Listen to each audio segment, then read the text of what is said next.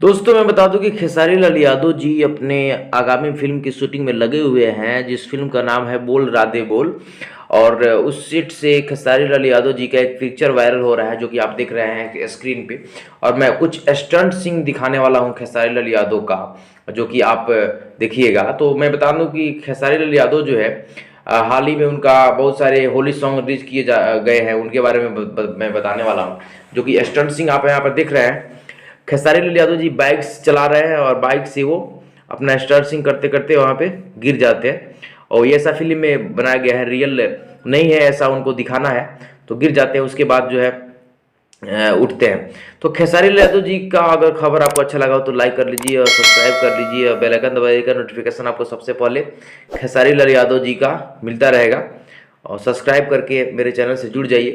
दोस्तों खेसारी लाल यादव जी और अक्षय सिंह जी का एक सॉन्ग जो है खेसारी म्यूजिक वर्ल्ड पर, जिसका फुल वीडियो सॉन्ग जो है रिलीज कर दिया गया है, जिस सॉन्ग का नाम है मीठा रंग। और इस सॉन्ग को लिखे हैं कृष्णा बेदर्दी जी और संगीत दिए हैं आर्या शर्मा जी। देखिए, धन्यवाद।